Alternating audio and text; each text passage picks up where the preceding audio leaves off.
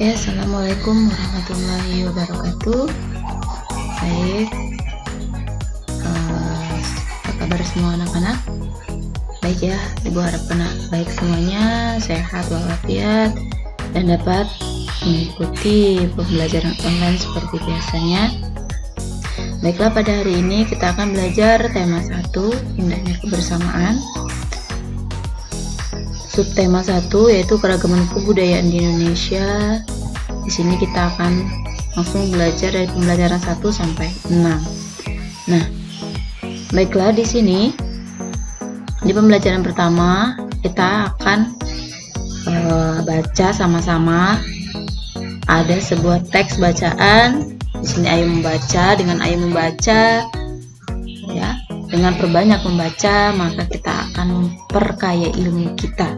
Karena dari membaca kita akan mendapatkan ilmu. Ya, jadi tidak akan rugi gitu jika kita perbanyak membaca. Baiklah, bisa disimak sama-sama. Kalian bisa sambil buka LKS-nya halaman 3. Ya, di situ ada bacaan tentang perayaan Sekaten. Festival Sekaten adalah rangkaian kegiatan tahunan sebagai peringatan Maulid Nabi Muhammad yang diadakan oleh Keraton Surakarta dan Yogyakarta. Rangkaian perayaan secara resmi berlangsung dari tanggal 5 sampai 12 Maulud Penanggalan Jawa Rabiul Awal Penanggalan Hijriah.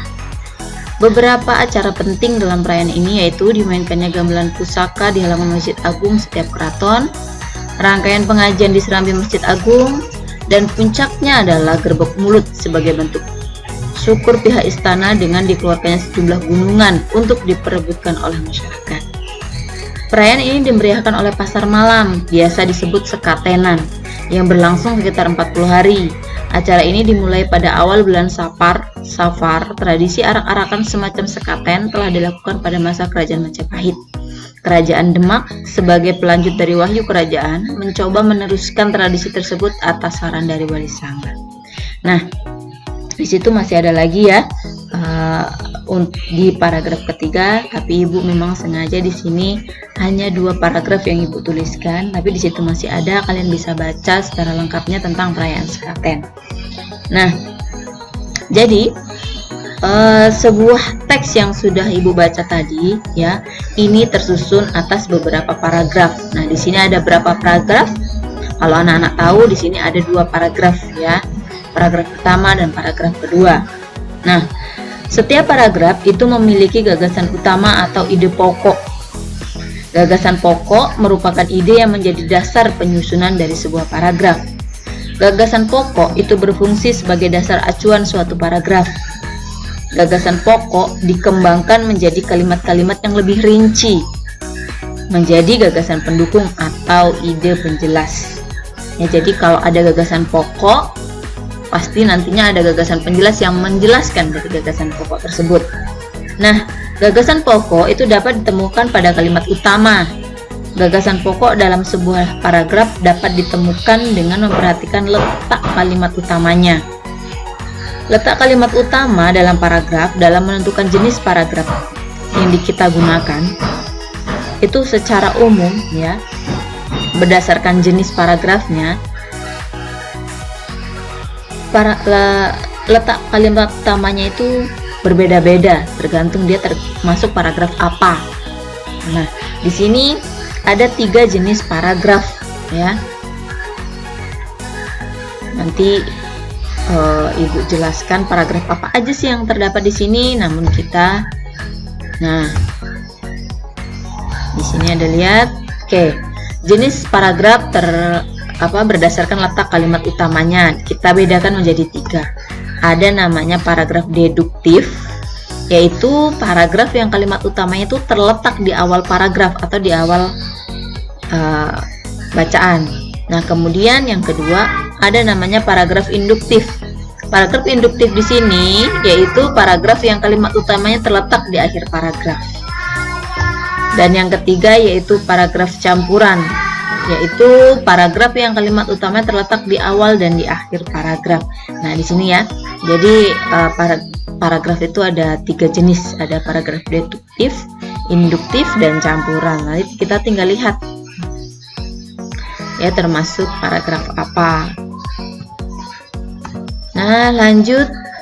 Nah, di sini setelah kita membaca bacaan tadi, maka kita akan belajar membuat peta konsep dari setiap paragraf, ya, yaitu untuk mencari satu gagasan pokok dan beberapa gagasan pendukung atau gagasan penjelas. Nah, yang di sini yang udah Ibu buat di sini ada juga di LKS kalian, ya, yang sudah terbuat itu paragraf pertama. Jadi satu paragraf itu biasanya ada satu gagasan pokok dan beberapa gagasan pendukung atau gagasan penjelas. Nah, bagaimana sih agar kita itu dapat menentukan mana gagasan pokok dan mana gagasan pendukung? Yaitu tadi, pertama harus kita baca dulu. Setelah dibaca, nanti kita akan dapat menentukan mana yang gagasan pokok dan mana yang gagasan pendukung. Nah, dari bacaan yang pertama tadi, kita di sini akan melihat satu gagasan pokoknya, yaitu yang terletak di awal paragraf.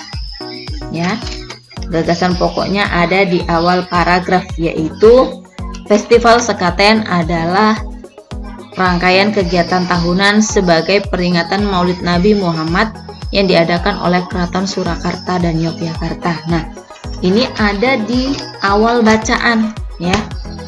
Kalimat ini ada di awal bacaan. Kalau kalian lihat lagi sambil dilihat LKS-nya di halaman 3 ada perayaan Sekaten. Kalimat ini, Festival Sekaten adalah rangkaian kegiatan tahunan sebagai peringatan Maulid Nabi Muhammad yang diadakan oleh Keraton Surakarta dan Yogyakarta. Titik. Nah, sampai situ ini ada termasuk gagasan pokok. Ya, intinya tuh di situ.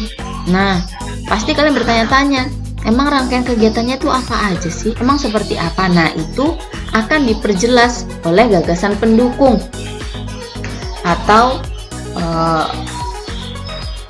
gagasan penjelas, ya, akan dijelaskan dari gagasan pokok tadi. Nah, maka di paragraf pertama di situ ada beberapa gagasan pendukung atau gagasan penjelas. Nah, di sini kita bisa lihat, ya, gagasan pendukungnya itu ada 2, nah, atau gagasan penjelasannya ada 2 yang menjelaskan dari gagasan pokok tadi. Yang pertama yaitu Festival Sekaten adalah rangkaian kegiatan tahunan sebagai peringatan Maulid Nabi Muhammad yang diadakan oleh Keraton Surakarta dan Yogyakarta. Nah, itu ada ya di kalimat selanjutnya, itu ada. Nah, selanjutnya beberapa acara penting dalam perayaan ini sampai diperebutkan oleh masyarakat. Nah, itu jadi itu ada 2 kalimat yang termasuk ke gagasan pendukung, ya. Jadi biasanya yang membedakan kalimat satu dan kalimat yang lain itulah tanda titik, ya. Jadi kalau kita lihat di sini di paragraf pertama, gagasan pokoknya itu ada di awal kalimat, ya, dan selebihnya itu adalah gagasan pendukung itu di paragraf pertama. Nah, di sini ada 2 paragraf yang Ibu tuliskan tadi, ada 2 paragraf, ya, yang Ibu tuliskan tadi ada 2 paragraf. Nah, ini ada 2 paragraf. Bagaimana sih Bu membedakan paragraf 1 dan yang lain? Ini mudah, ya. Kita lihat di sini. Kenapa ini Ibu sebut dengan 2 paragraf? Kita lihat setiap awal kata atau setiap awal kita mau menulis, ini letaknya harus agak menjorok ke dalam. Maksudnya agak masuk ke dalam. Nah, festival dengan diadakan ini kan cara penulisannya berbeda. Nah, itu yang membedakan paragraf 1 dengan yang lain. Nah, ini Festival Sekaten sampai diperebutkan oleh masyarakat, titik. Nah, ini adalah 1 paragraf. Nah, ini. Kemudian kalau yang di bawahnya perayaan ini dimeriahkan. Nah, dari perayaan ini dimeriahkan sampai Wali Sanga, ini paragraf kedua. Makanya teks bacaan yang sudah Ibu tulis di sini tentang perayaan Sekaten, ini di sini ada 2 paragraf. Nah, ya. Jadi yang untuk membedakan paragraf 1 dengan yang lainnya ini, ya. Kita lihat di awal katanya itu agak menjorok ke dalam. Itu makanya membedakan paragraf satu dengan paragraf yang lain. Nah, seperti itu. Oke, insya Allah paham ya. Nanti bisa diulang-ulang lagi videonya. Ini ya, gagasan pokok dan gagasan pendukung. Nanti di satu tema ini kita akan terus berulang-ulang belajar tentang gagasan pokok sama pendukung. Nah, yang selanjutnya kita akan belajar tentang bunyi. Ya, bunyi ini kalau kita sering dengar pastinya itu biasanya dari alat musik ya. Tapi kita lihat dulu di sini. Nah, keragaman budaya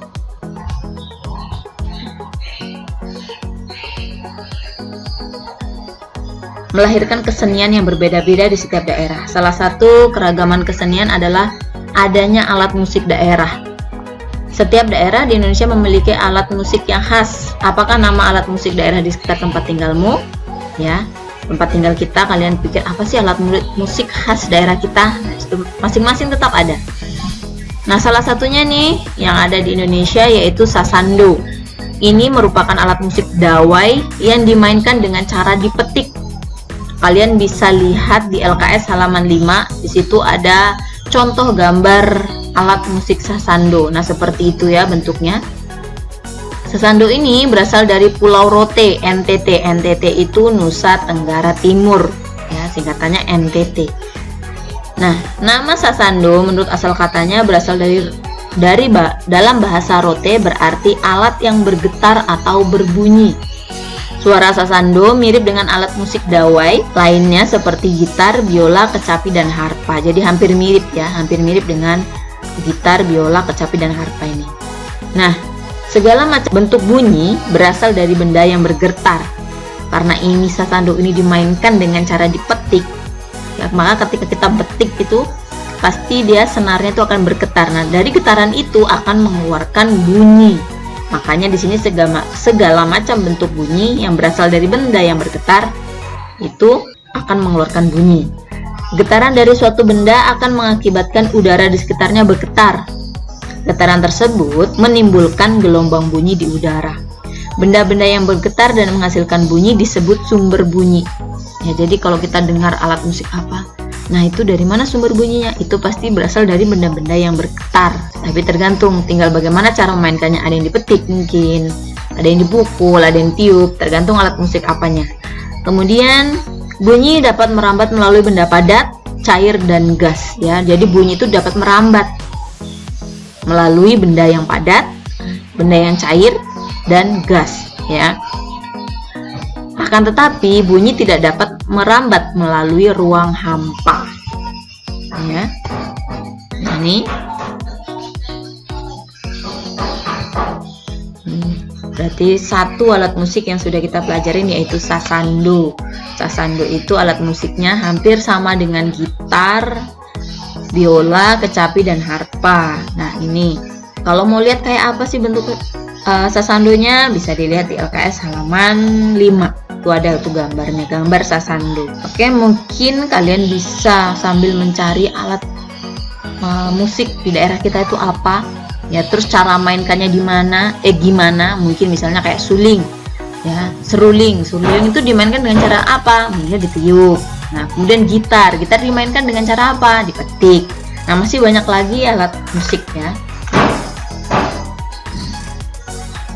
Nah, lanjutnya ya, yang terakhir, bunyi lebih cepat merambat pada benda padat. Kecepatan perambatan bunyi itu disebut juga dengan cepat rambat bunyi. Itu tentang bunyi. Oke, selanjutnya, tahukah kamu arti kata kebudayaan? Bisa. Mungkin kalau yang tadi malam sudah ada baca-baca, mungkin oh iya ada nih saya baca di halaman berapa. Ya, bisa kalian buka di pembelajaran 2 halaman 6. Di situ tentang kebudayaan. Apa itu kebudayaan? Sering kan kita belajar tentang kebudayaan daerah, kebudayaan mengucapkan kata kebudayaan dalam kehidupan sehari-hari itu sering. Namun kadang kita tidak tahu apa sih arti kebudayaan, asal katanya seperti apa. Nah, di sini kebudayaan itu berasal dari kata budaya. Budaya adalah apa? Nah, Budaya adalah pikiran dan akal budi, ya. Asal katanya kebudayaan itu adalah budaya, dan budaya itu artinya pikiran dan akal budi. Jadi, kebudayaan adalah semua hasil cipta, karya, rasa, dan karsa manusia yang dilakukan secara sadar dalam hidup bermasyarakat. Nah, jadi arti kebudayaan itu. Jadi kita sering dengar kata kebudayaan, namun kadang kita nggak tahu artinya apa. Nah, di sini jadi kita bisa tahu ya. Kebudayaan asal katanya budaya, kemudian budaya itu artinya pikiran dan akal budi. Nah, kalau kita satukan kebudayaan yang sering kita sebut, berarti itu adalah semua hasil cipta, karya, rasa, dan karsa manusia yang dilakukan secara sadar dalam hidup bermasyarakat. Nah, oke, kemudian hasil kebudayaan itu dapat dilihat dan diraba, ya. Seperti yang bisa kita lihat dan bisa kita raba itu adalah pakaian, rumah, perkakas, ya, dan lain sebagainya, masih banyak yang bisa kita lihat, bisa kita raba. Namun ada pula hasil kebudayaan yang nggak bisa kita raba atau nggak ada wujudnya, tapi bisa kita rasakan. Apa itu? Ya, ilmu kepengetahuan, bahasa, kepercayaan, adat istiadat, nyanyian, hukum, ya hukum adat maksudnya, dan lain sebagainya. Ini yang nggak bisa diraba, tapi bisa kita rasakan. Beda dengan yang bisa diraba. Jadi kebudayaan itu ada hasilnya, hasil yang bisa diraba dan dilihat, dan hasil yang tidak bisa diraba dan tidak bisa dilihat tapi kita rasakan. Itu bedanya. Kemudian corak kebudayaan itu sangat erat kaitannya dengan alam lingkungan tempat hidup masyarakat itu berada, ya. Jadi tiap masyarakat itu pasti corak kebudayaannya berbeda karena biasanya alam lingkungannya tetap berbeda-beda, ya, karena dia menyesuaikan dengan lingkungan hidup mereka. Misalnya, kalau masyarakat yang tinggal di daerah pesisir itu biasanya akan mengembangkan kebudayaan maritim. Pesisir, tahu ya maksudnya ya, orang yang tinggal di tepi pantai itu pesisir. Itu biasanya kebudayaan maritim, atau masyarakat yang tinggal di daerah pedalaman akan mengembangkan kebudayaan pertanian atau agraris. Nah, makanya tuh Ibu bilang tadi, setiap daerah pasti akan corak kebudayaan itu akan berbeda-beda tergantung tempat hidup mereka di mana. Ya, kalau yang di pesisir berarti mereka corak kebudayaannya maritim, ya. Kalau yang di pedalaman berarti agraris atau pertanian. Seperti itu, nggak mungkin kebalik karena harus menyesuaikan dengan alam lingkungan tempat tinggal mereka. Nah, oleh karena itu setiap daerah di Indonesia itu pasti memiliki bahasa, adat istiadat, hukum adat, dan budaya yang berbeda-beda. Nah, budaya yang berkembang di setiap daerah itulah yang disebut dengan kebudayaan daerah. Ya. Oke, bisa kalian baca di situ. Kemudian ada juga tarian daerah. Nah, tarian juga ini termasuk dari hasil kebudayaan, ya. Tarian ini termasuk dari hasil kebudayaan. Jadi Indonesia itu memiliki tarian daerah yang sangat beragam. Ya, hampir setiap daerah itu akan memiliki tarian daerah mereka sendiri. Nah, tarian apa saja yang ada di Indonesia? Kita lihat sini. Ada tari legong. Tari legong itu dari Bali. Ada tari topeng, ya, tari topeng dari DKI Jakarta. Tari baksa kembang dari Kalimantan Selatan. Kemudian ada tari bungong jempa dari Aceh, tari golek. Nah, dan masih banyak lagi tarian daerah yang ada di Indonesia. Ya, banyak sekali karena setiap daerah tariannya berbeda. Makanya, nah itu adalah salah satu keistimewaan negara kita ya. Dari tiap daerah saja tariannya sudah berbeda, bahasanya berbeda, lingkungannya berbeda, corak kehidupan juga berbeda. Nah, itu jadi ciri khas negara kita yang patut kita syukuri, kita banggakan, begitu kayanya negara kita. Oke. Nah, lanjut. Nah, tentang membaca ya. Mungkin tentang kebudayaan sudah paham ya lah ya. Kemudian lanjut tentang membaca. Apakah kamu termasuk siswa yang gemar membaca? Berikut ada beberapa hal yang harus diperhatikan agar dapat memahami isi bacaan. Nah, kalau di tema itu memang di sini banyak sekali materi-materi bacaan. Kenapa? Karena kita disuruh untuk lebih banyak membaca. Ya. Dengan perbanyak membaca, lama-lama kita akan dapat memahami isi bacaan. Nah, namun ada beberapa hal yang dapat mempermudah kita supaya kita paham apa sih yang kita baca itu, apa sih isinya. Itu ada ya. Yang pertama yaitu membaca teks dengan cermat secara keseluruhan. Nah, kalau membaca teks bacaan itu harus dibaca secara keseluruhan, tidak hanya diambil atasnya aja, hanya satu paragraf udah. Padahal misalnya dia ada 3 paragraf, kamu hanya baca 1 paragraf. Nah, itu akan mengurangi isi dari sebuah bacaan. Maka harus dibaca secara keseluruhan. Semuanya, maksudnya keseluruhan itu semuanya ya. Kemudian yang kedua, mencatat hal-hal penting yang ditemukan. Saat kamu sudah membaca berulang-ulang, nanti akan teringat sendiri dalam memori kita. Oh, tadi saya dapat ini dalam bacaan ini. Nah, hal-hal penting yang kamu dapat itu kamu catat. Yang ketiga, menemukan gagasan pokok dalam setiap paragraf. Ini sangat penting sekali. Dalam menentukan gagasan pokok juga, kita pertama tuh memang harus dibaca dulu. Baca dulu semuanya berulang-ulang. Terus catat hal-hal penting. Biasanya dari hal-hal penting ini kita akan dapat menemukan gagasan pokoknya. Nah, kemudian yang keempat, menemukan pokok pikiran secara keseluruhan. Biasanya per paragraf kita akan menemukan gagasan pokok. Nah, dari beberapa gagasan pokok kita akan menemukan pokok pikiran. Ini pokok ya, bukan pikir. Ini pokok harusnya, ini salah ketik. Pokok pikiran secara keseluruhan bacaan. Nah, itu adalah hal-hal yang harus diperhatikan saat kita akan mencari tahu apa sih bacaan yang saya baca ini, apa sih isinya. Nah, itu adalah cara-cara atau kiat-kiat yang harus kita lakukan. Nah, kemudian yang selanjutnya di sini ada bacaan lagi, teks bacaan. Oke, di situ kalau mau kalian sambil nyimak bacaan ibu boleh di halaman 14, LKS halaman 14. Di situ ada bacaan yang dicetak tebal.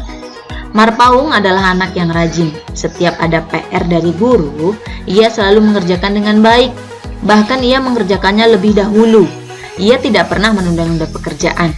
Begitu pula jika ada pekerjaan rumah dari orang tuanya, ia juga mengerjakannya dengan rajin. Pekerjaan seperti memberi makan ayam dan membersihkan ruang selalu dikerjakan dengan baik. Nah, ini ada teks bacaan sedikit saja. Dari sedikit ini kalau kita baca ulang-ulang, kita akan bisa ngambil inti dari bacaan tadi. Intinya, oh, dari bacaan ini saya paham. Kenapa? Karena Marpaung itu anak yang rajin. PR dikerjakan, di rumah juga membantu orang tua semampu dia, dan dia tidak pernah menunda-nunda pekerjaan. Nah, itu berarti catatan penting. Kamu paham, kalau kamu dapat menyimpulkan bacaan itu berarti kamu paham tentang isi bacaan tersebut. Perhatikan teks bacaan di atas ya, masih. Nah, di sini kita belajar lagi tentang gagasan pokok dan gagasan pendukung. Nah, ini teks yang ibu buat tadi adalah 1 paragraf. Ya, hanya 1 paragraf. Jadi dari 1 paragraf ini ada 1 gagasan pokok dan yang selebihnya adalah gagasan pendukung. Ini adalah apa gagasan pokoknya? Marpaung anak yang rajin. Nah, nih Marpaung anak yang rajin. Itu gagasan pokoknya. Kalau misalnya kita bikin teks hanya satu kalimat ini aja, Marpaung adalah anak yang rajin, titik. Sedangkan tidak diperjelas dengan dia rajinnya ngapa, dia kenapa. Nah, itu berarti hanya gagasan pokok toh. Tapi kalau ada yang menjelaskan, dia rajin mengerjakan PR, dia selalu mengerjakan pekerjaan rumah dari orang tuanya, nah itu berarti ada gagasan pendukung atau penjelas yang menjelaskan dari gagasan pokok. Maka dari teks bacaan ini, gagasan pokoknya ada di awal paragraf ini. Marpaung adalah anak yang rajin. Nah, selebihnya dia rajinnya ngapa? Rajinnya adalah dia kalau dikasih PR dari guru, dia ngerjakan ya nih. Tidak pernah menunda-nunda pekerjaan. Kemudian pekerjaan rumah dari orang tuanya pun selalu ia kerjakan dengan baik. Nah, itu seperti itu ya. Gagasan pokok dan gagasan pendukung. Semoga dapat dipahami ya. Intinya pertama kita baca dulu berulang-ulang sampai kita memahami isi bacaan itu. Kalau nggak paham memang agak susah mencarinya, tapi kalau paham tentang isi bacaan, insya Allah dapat. Oke, sekarang kita belajar tentang bentuk-bentuk keragaman sosial dan budaya masyarakat Indonesia.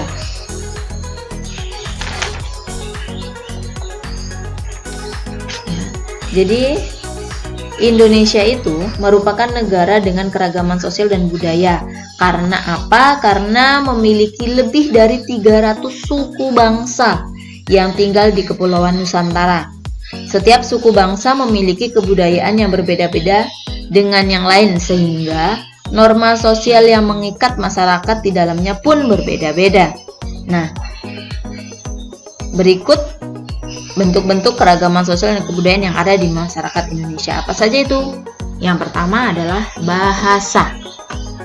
Ya, hampir setiap suku bangsa memiliki bahasa yang berbeda dengan bangsa yang lain. Bahasa daerah itu merupakan bahasa yang digunakan dalam bahasa pergaulan sehari-hari di suatu daerah tertentu. Ya, itu menjadi bahasa daerah mereka di setiap daerah. Tapi kalau sudah misalnya bahasa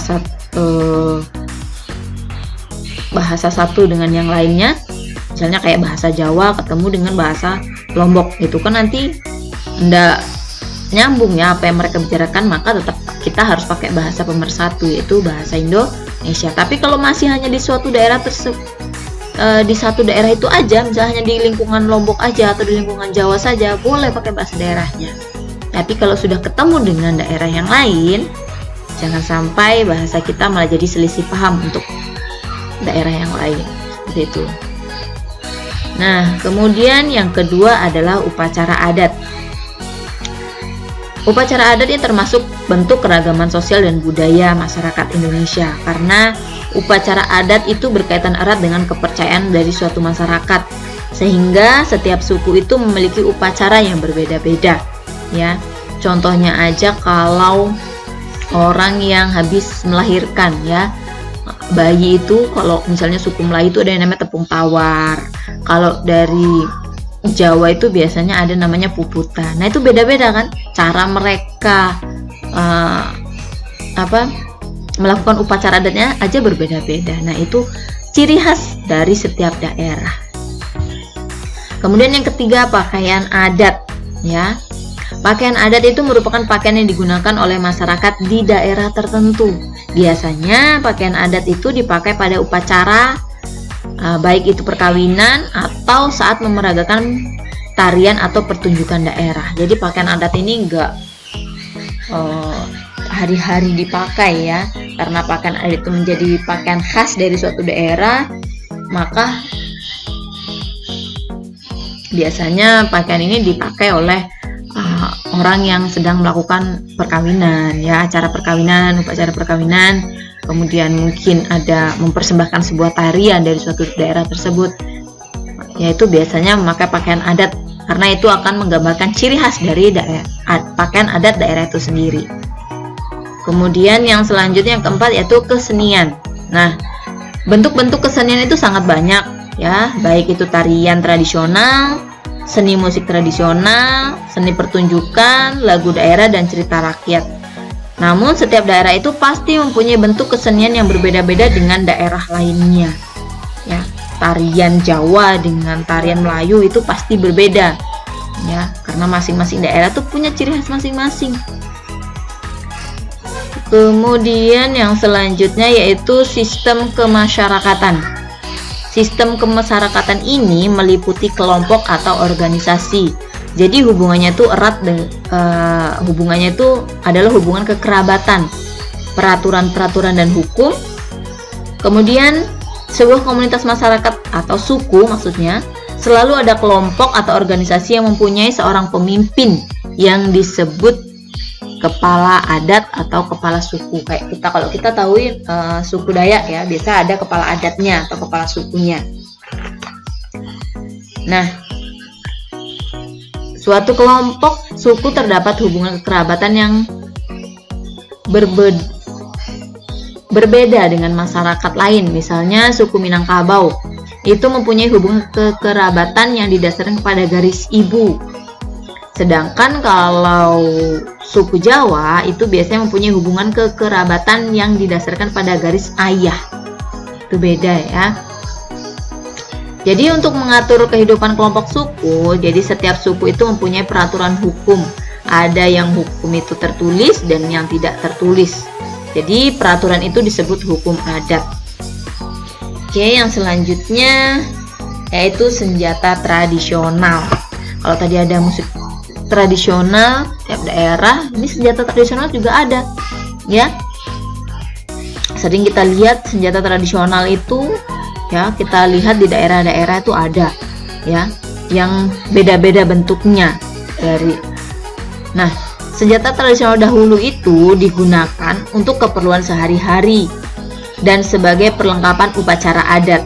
Tetapi sekarang ya, senjata tradisional itu hanya digunakan sebagai hiasan dan sebagai perlengkapan upacara adat. Kalau dulu itu senjata tradisional itu memang dipakai untuk sehari-hari ya.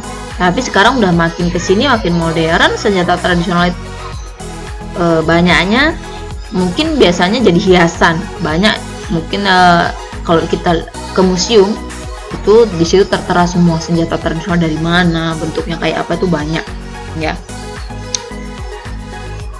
Dan yang ketujuh yaitu rumah adat. Nah, karena keragaman suku budaya, jadi bentuk rumah-rumah yang digunakan setiap suku juga berbeda-beda.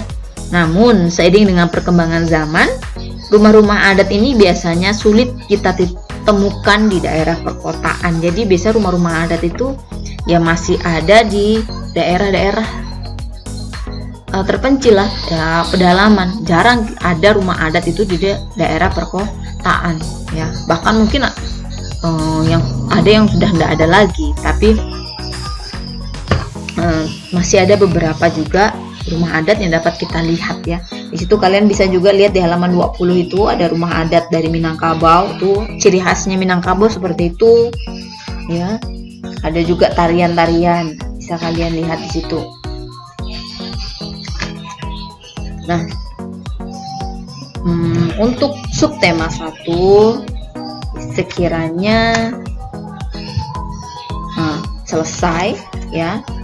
Karena di sini untuk subtema 1 itu sebenarnya banyak bacaan-bacaan ya. Jadi Ibu harapkan kalian perbanyaklah membaca. Jadi dengan membaca kalian dapat lancar membacanya, kemudian dapat menambah ilmu dan wawasan. Oke, mungkin hanya itu yang dapat Ibu sampaikan untuk subtema 1 ini. Di tema 1 Ibu ingatkan kembali untuk di rumah perbanyak membaca, meskipun malas tapi paksa.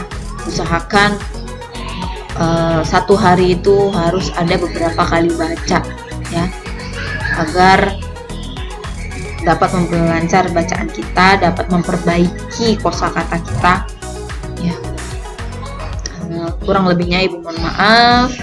Ibu akhiri, assalamualaikum warahmatullahi wabarakatuh.